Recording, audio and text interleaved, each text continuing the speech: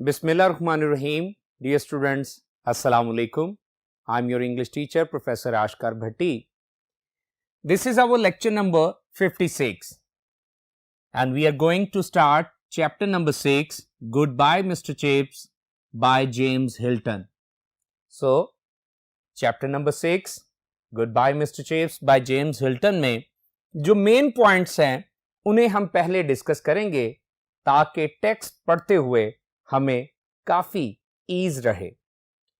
So dear students, first of all जो एक point आपको मिलेगा, एक बात समझने और पढ़ने को मिलेगी, वो ये है कि Catherine's reception and popularity eight Brookfield. You know कि ब्रुकफील्ड ग्रामर स्कूल जो कि क्या है, एक ऐसा स्कूल है जहां पे मिस्टर चिप्स जो हैं वो तदरीस के पेशे से मंसूब हैं. अपनी शादी के बाद जब वो अपनी बीवी को वहां लाते हैं यानी कैथरीन को, तो किस तरह से वार्मली उन्हें रिसीव किया जाता है और कैसे वो वहां पे पॉपुलैरिटी और फेम को एक्वायर करती हैं.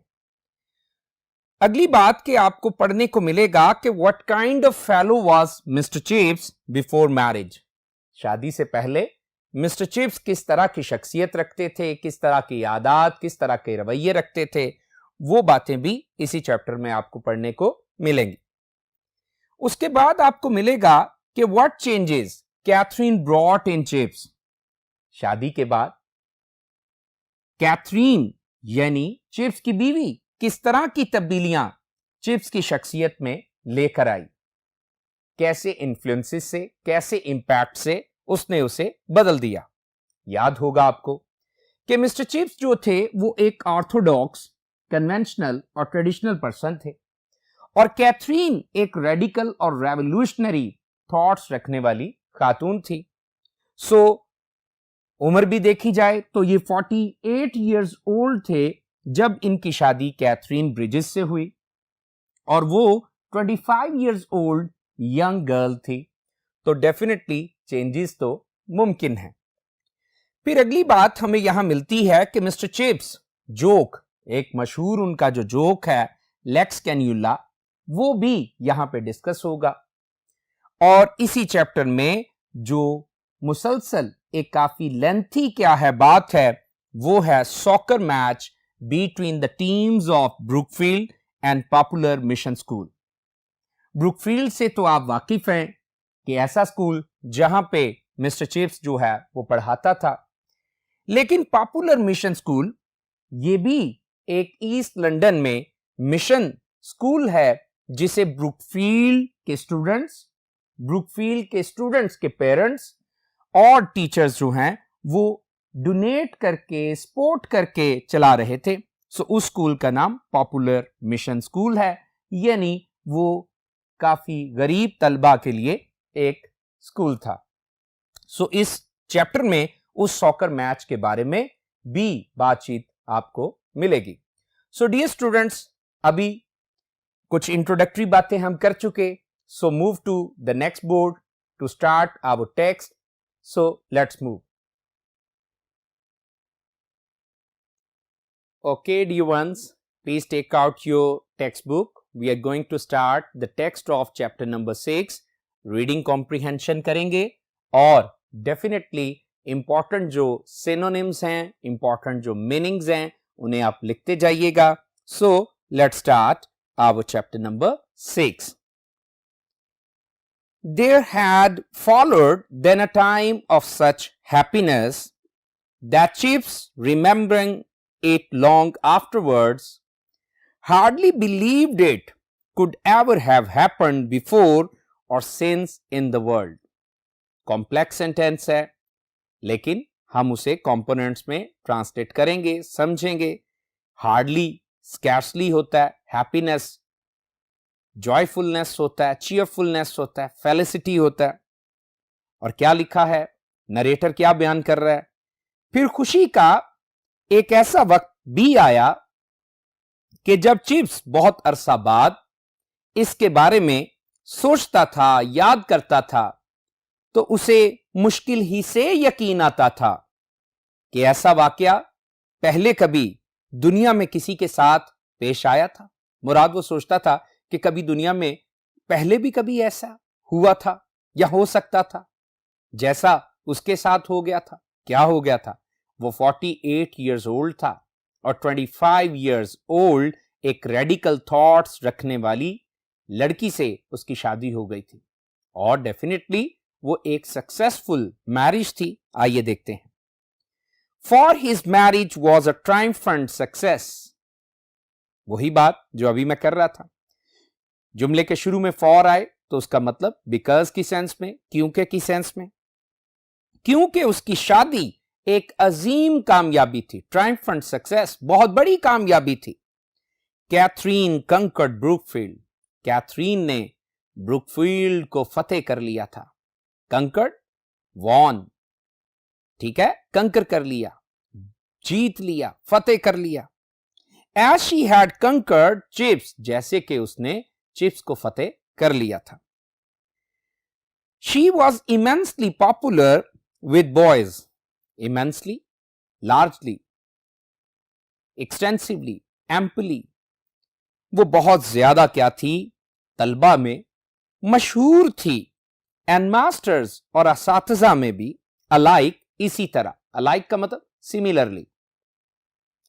Even the wives of the masters, हत्ता के असातिज़ा की जो बीवियां थीं, tempted at first to be jealous of someone so young and lovely। हत्ता के असातिज़ा की बीवियां जो पहले इतनी जवान और खूबसूरत औरत से हसद किए बगैर नहीं रह सकती थी, could not long resist her charms।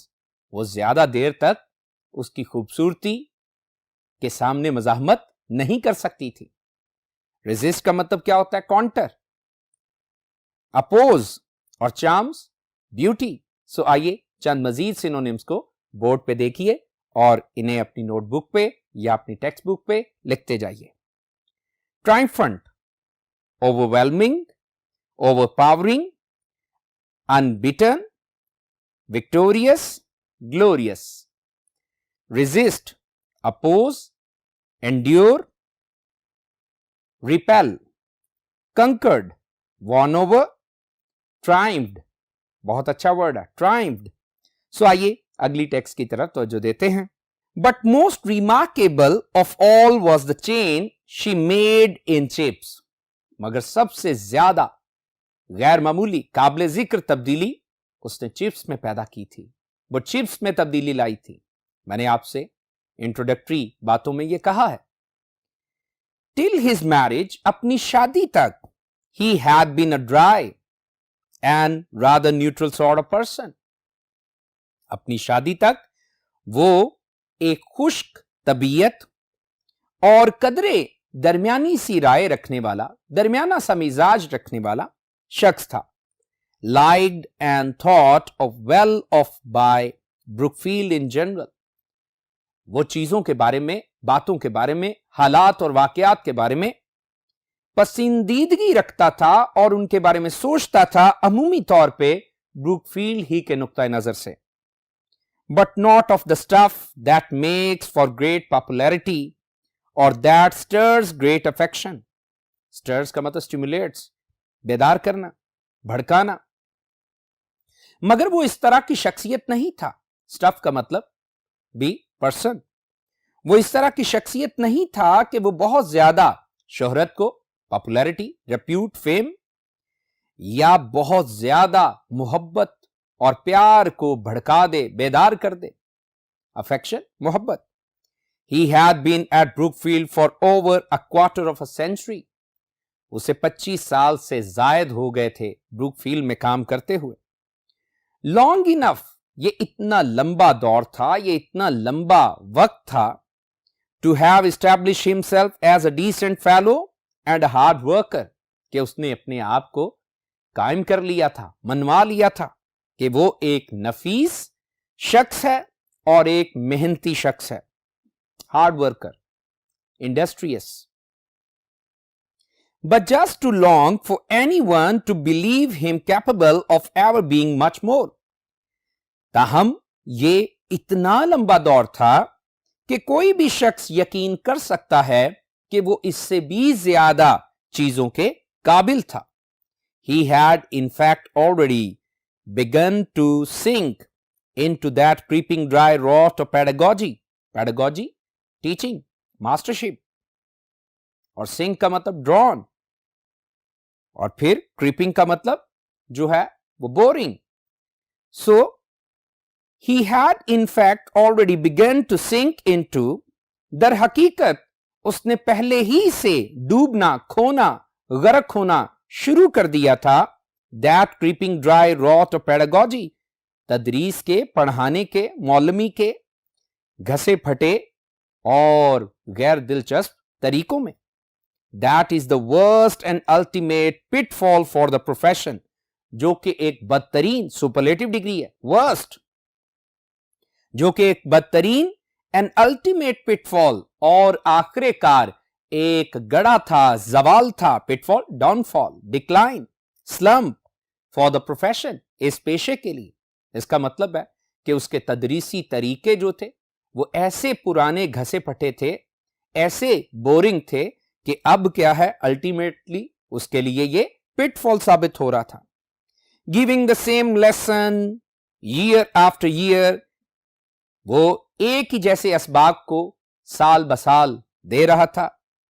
और क्या है, had formed a groove into which the other affairs of his life adjusted themselves with insidious ease, जिसमें उसने एक ऐसा मामूल बना लिया था. ग्रूव का मतलब रूटीन, एटीट्यूड भी कह सकते हैं, रवैया, जिसमें उसने एक ऐसा मामूल बना लिया था, एक ऐसी आदत बना ली थी जिसमें उसकी जिंदगी के दूसरे मामलात, अफेयर्स का मतलब मैटर्स, अपने आप को यूं मुतय्यन कर चुके थे, अपने आप को यूं एडजस्ट कर चुके थे कि वो क्या है, पुरफरेब इत्मीनान के साथ रह रहा था.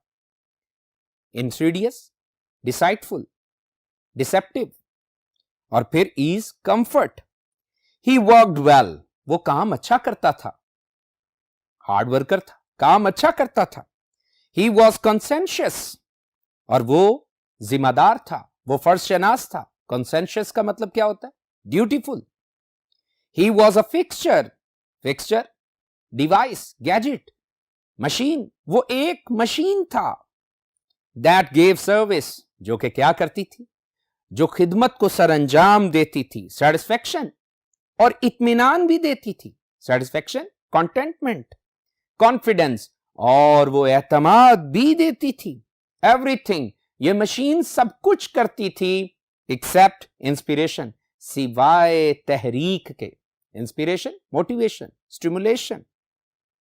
सो आइए इंपॉर्टेंट सिनोनिम्स को बोर्ड पे देखिए और अपनी नोटबुक पे लिखते जाइए. Creeping, dragging, crawling, growing.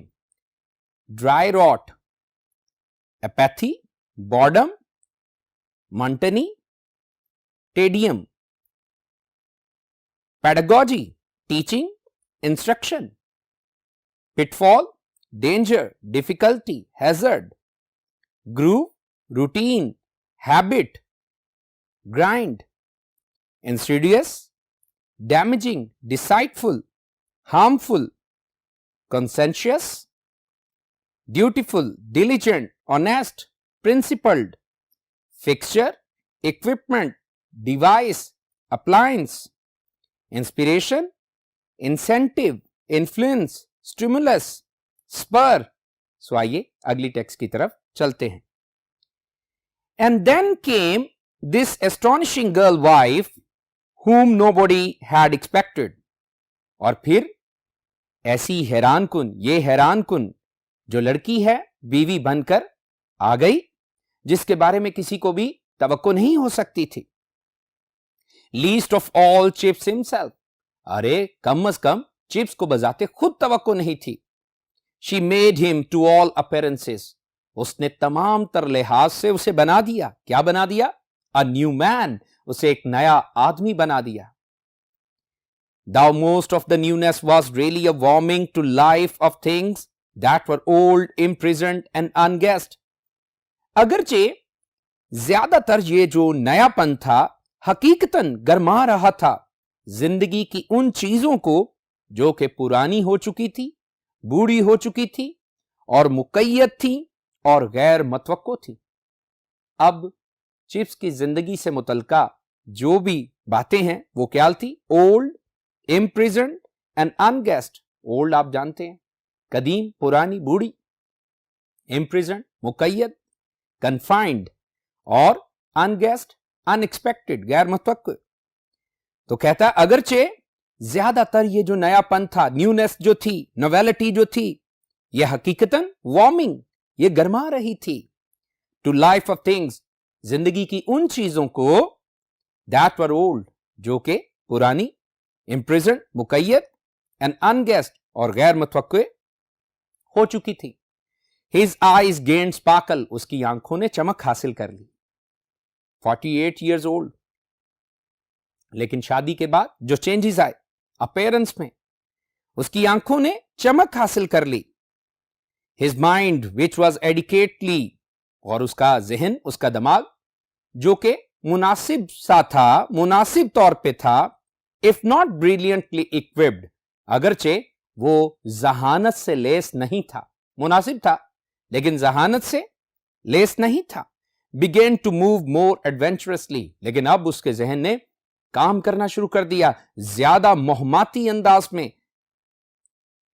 The one thing he had always had, एक चीज उसके पास हमेशा ही से थी, अ सेंस ऑफ ह्यूमर, उसके पास हिस्से मजा थी, मजा की हिस्स थी। ब्लोजम्ड इनटू अ सडन रिचनेस, जो कि अचानक ही इस कदर खिलकर जरहेज हो गई, अचानक ही खिलकर इस कदर ज्यादा हो गई।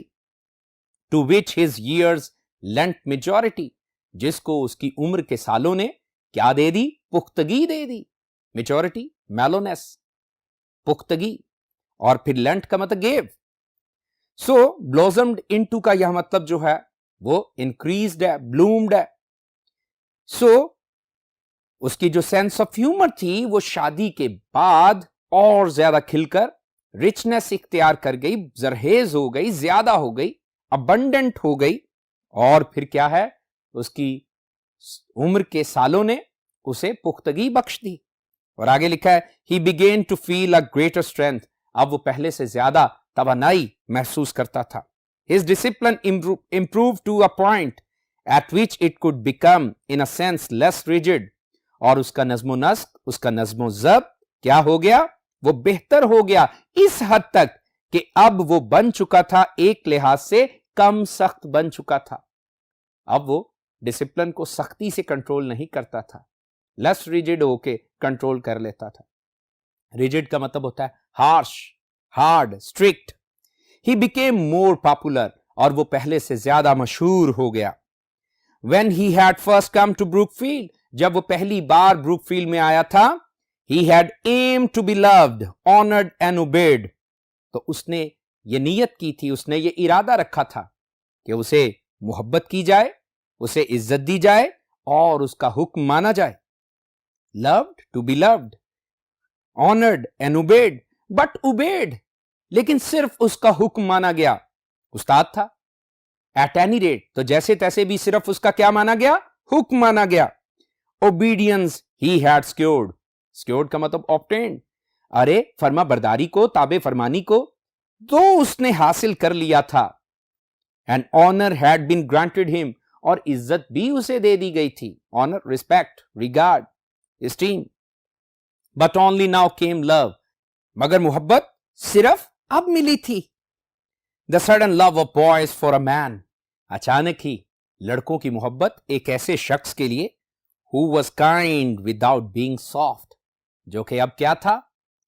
वो मेहरबान था बगैर नर्म हुए। नर्म भी नहीं था लेकिन बच्चों पर मेहरबान था। Who understood them well enough, जो कि उन्हें काफी अच्छे तरीके से अब समझता था। बट नॉट टू मच, मगर बहुत ज्यादा भी नहीं। And whose private happiness linked him with their own, और जिसकी जाती खुशी ने, प्राइवेट, पर्सनल, जिसकी जाती खुशी ने जोड़ दिया था उन लड़कों की खुशी के साथ, उसे जोड़ दिया था। दोबारा सुन ले। And whose private happiness linked him with their own, और जिसकी जाती खुशी ने उसे उनकी खुशी के साथ जोड़ दिया था। He began to make little jokes. वो छोटे छोटे मजाक करने लगा था. Jokes, jest. The sort that school boys like. ऐसे मजाक जो के स्कूल के तालिब इल्म पसंद करते थे. Mnemonics. Mnemonics क्या होती है? ये मेमोरी टेक्निक्स होती हैं, ये मेमोरी क्लूज होते हैं, ये मेमोरी आर्ट होता है.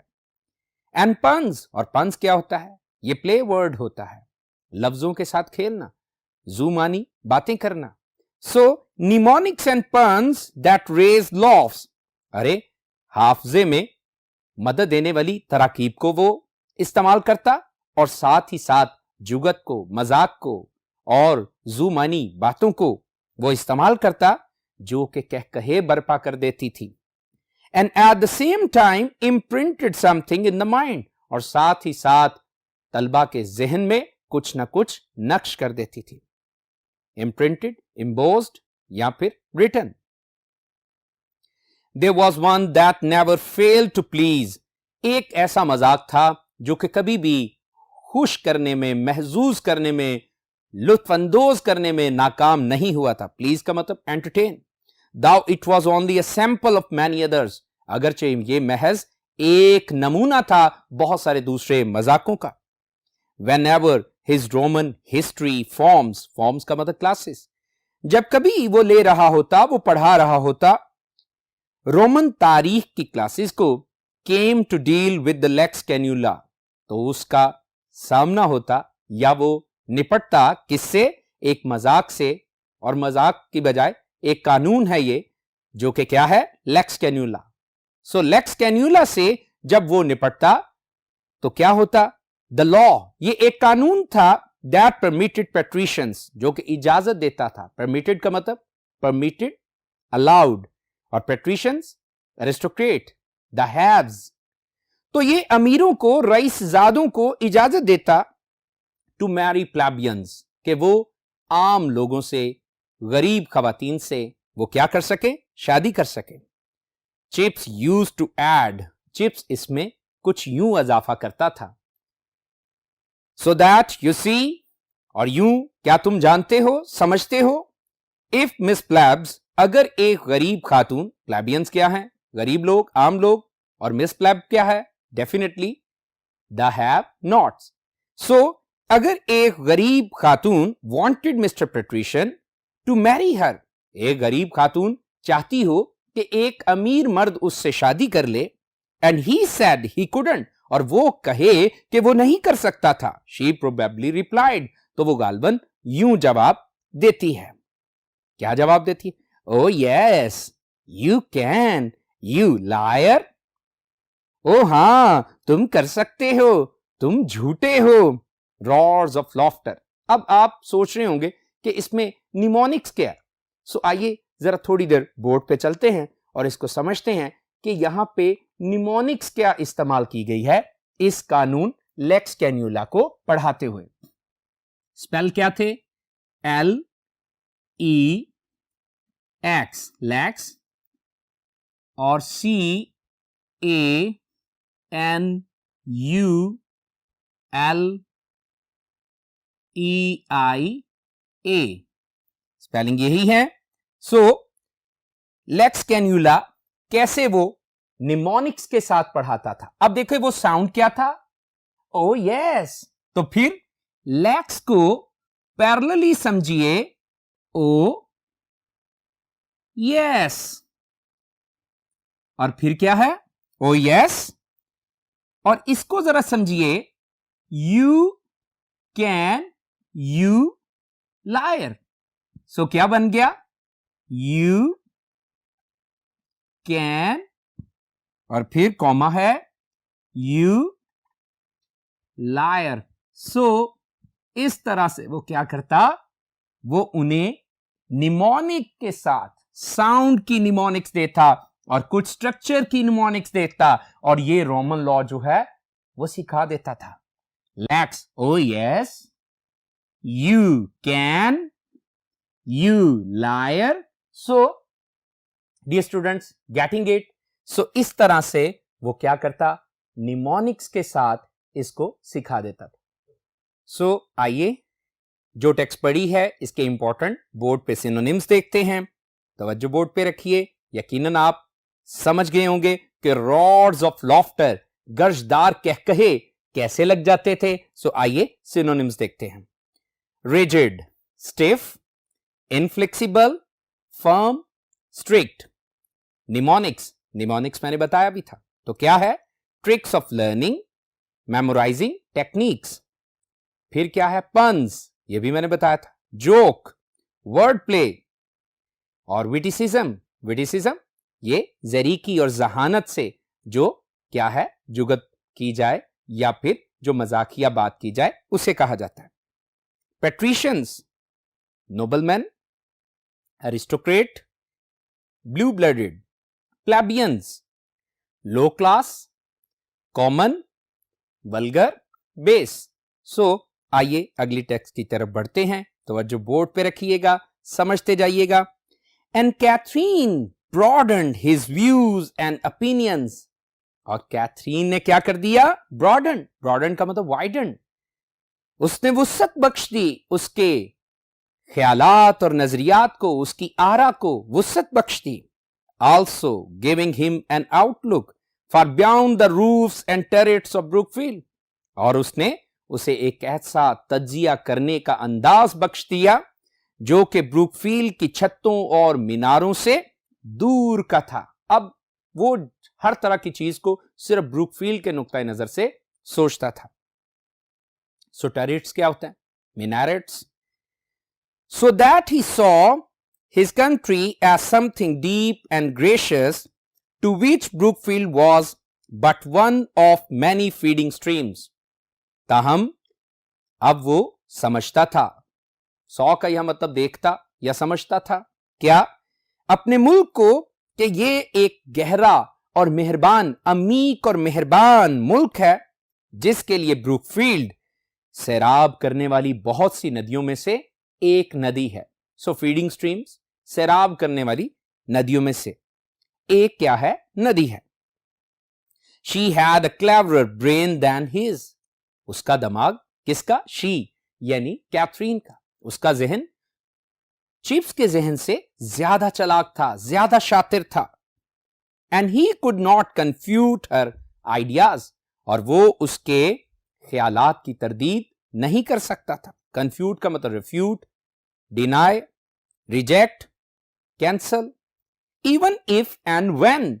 और हत्ता के जब कभी ऐसा भी होता, क्या? ही डिसएग्रीड विद देम, वो उनके साथ इत्तेफाक ना भी करता तो तरदीद उसके ख्यालात की नहीं कर सकता था।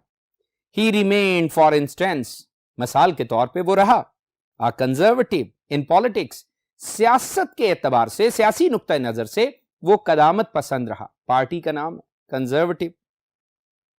डिस्पाइट ऑल हर रेडिकल सोशलिस्ट टॉक, बावजूद के उसकी तमाम तर माशरती इनकलाबी गुफ्तगू के, वो फिर भी क्या रहा? कंजर्वेटिव रहा, ऑर्थोडॉक्स रहा। But even where he did not accept, मगर हत्ता के जब वो उसकी बातों को कबूल नहीं भी करता था, ही एब्जॉर्ब्ड, वो उन्हें जज्ब कर लेता था। हर यंग आइडियलिज्म, उसकी जवानी के जो ख्यालात थे, idealism, imagination, worked upon his maturity, उसकी जवानी के ख्यालात ने उसकी मैच्योरिटी पे, पुख्तगी पे क्या किया? असर डाला। वर्कड अपॉन का मतलब influenced. To produce an amalgam, ताकि एक ऐसा अमेजा, एक ऐसा इम्तजाज पैदा हो जाए। Amalgam, blend, very gentle and wise, जो कि बहुत ही ज्यादा नर्म मिजाजी और क्या है, हिकमत से भरा हुआ इम्तजाज हो।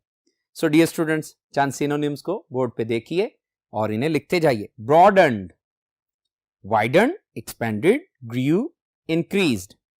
कंफ्यूट, oppose, disapprove, refute. Amalgam, blend, combination, compound. So आइए जल्दी से अगली टेक्स्ट की तरफ बढ़ते हैं।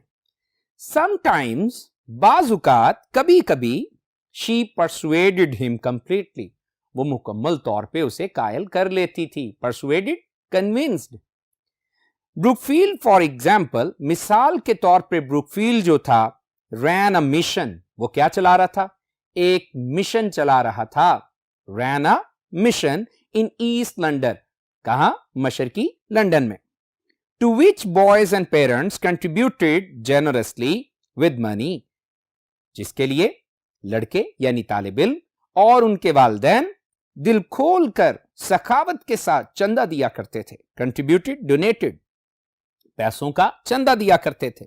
But rarely with personal contact link, लेकिन वो कभी भी शाज़ो नादिर ही उनके साथ क्या थे, जाती ताल्लुक रखते थे। Rarely, seldom. It was Katherine, ये कैथरीन ही थी who suggested, proposed, जिसने तजवीज किया that a team from the mission, के मिशन स्कूल से एक टीम जो है should come up to Brookfield, उसे ब्रुकफील्ड आना चाहिए, and play one of the school's 11s at soccer, और उसे आकर क्या है, ब्रुकफील्ड की यानी स्कूल ब्रुकफील्ड की टीमों में से एक के साथ आकर सॉकर मैच खेलना चाहिए। Soccer, football. The idea was so revolutionary, ये ख्याल बड़ा ही इनकलाबी था, that from anyone, हर किसी के लिए, but Catherine, it could not have survived its first frosty reception. ये ख्याल सभी के लिए बड़ा इनकलाबी था, लेकिन कैथरीन जो है वो पहल इसे सर्द मेहरी के इस्तकबालिया से बचा ना सकी। सर्वाइव का मतलब सेव्ड, और फ्रॉस्टी cold, cruel, unkind, और reception, greetings. To introduce a group of slum boys समझ गए? अरे कच्ची आबादियों के, कच्ची बस्तियों के लड़कों को मुतारिफ करवाना to the serene environment of better class youngsters, बेहतर तबके के नौजवानों के पुरसकून माहौल में उन्हें मुतारिफ करवाना seemed at first a wanton staring of all kinds of things, ये लगता था कि भाई शरारत को तहरीक देने वाली तमाम तर बातों में से ये एक क्या है, पहली बात है। That had better be left untouched, और बेहतर था कि इसे हाथ लगाए बगैर, छुए बगैर ही छोड़ दिया जाए, तरक कर दिया जाए। wanton का मतलब वल्गर, बैड, विकेड, इमोरल, और स्टेरिंग का मतलब स्टिमुलेशन। आगे लिखा है the whole staff was against it, सारा का सारा स्टाफ यानी फैकल्टी मेंबर्स क्या थे, इसके खिलाफ थे। एंड द स्कूल, और जो स्कूल है वो भी इसके खिलाफ था। कैसे? If its opinion could have been taken, अगर इस राय को कबूल कर लिया जाता तो स्कूल भी इसके खिलाफ था। Was probably against it too, वो भी गालबन इसके खिलाफ था। एवरीवन वॉज सर्टन श्योर, हर किसी को यकीन था that the east and lads का मतलब बॉयज, के वो जो मशरकी सरहद के मशरकी तरफ के जो लड़के हैं वुड बी हुलिगन्स, वो क्या होंगे, वो बदमाश होंगे, वो बड़े लफंगे साबित होंगे। और else that, और या ये के they would be made to feel uncomfortable, कि वो यहां बेचैनी को पैदा करेंगे, हर किसी के लिए बेचैनी का सबब बनेंगे। uncomfortable, inconvenience.